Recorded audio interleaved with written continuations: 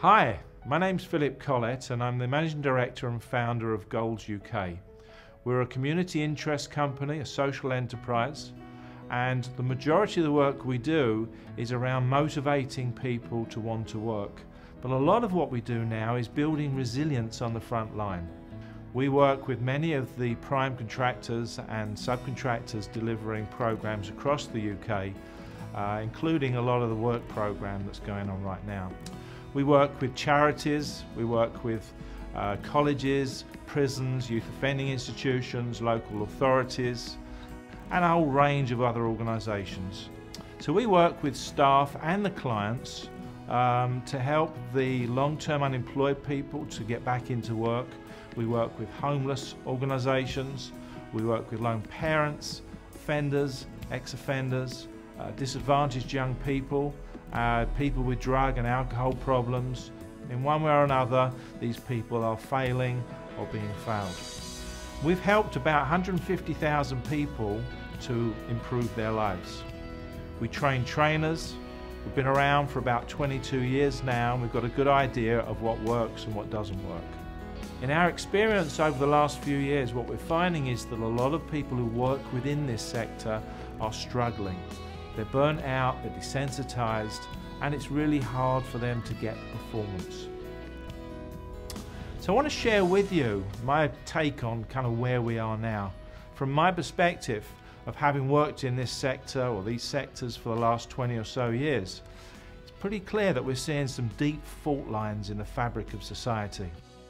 For a lot of people, work is not really valued. We've got second, third generation unemployed people who really haven't grasped how important work is in a person's life. For a lot of people, school is a painful experience, and so the clients we work with have a fear of going back into that classroom situation. It brings up for them a lot of negative emotion. There are about 250,000 people at the moment who are on probation. The system is broken. Prison doesn't work. We have a cynical media. Bad news seems to sell better than good news.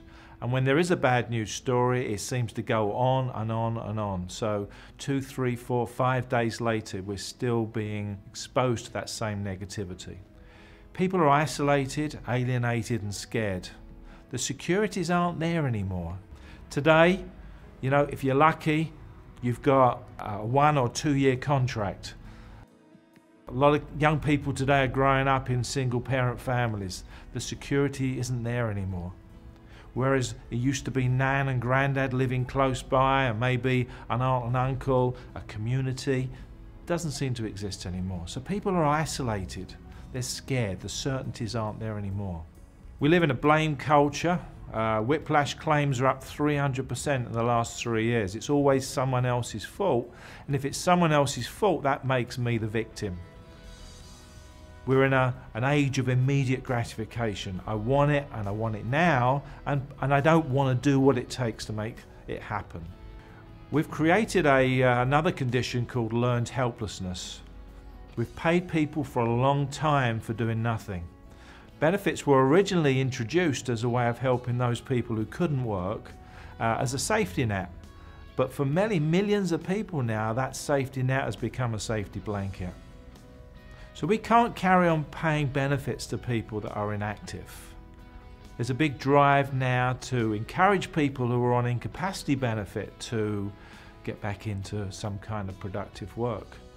And yet, we know that this is probably a good thing because a lot of people were encouraged to go on incapacity benefit in order to bring down the unemployment figures some years ago.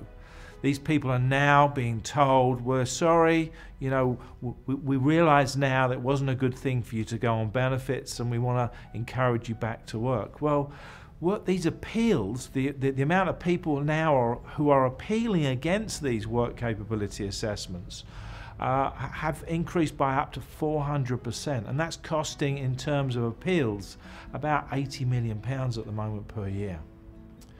UNICEF did some research a few years ago, and they identified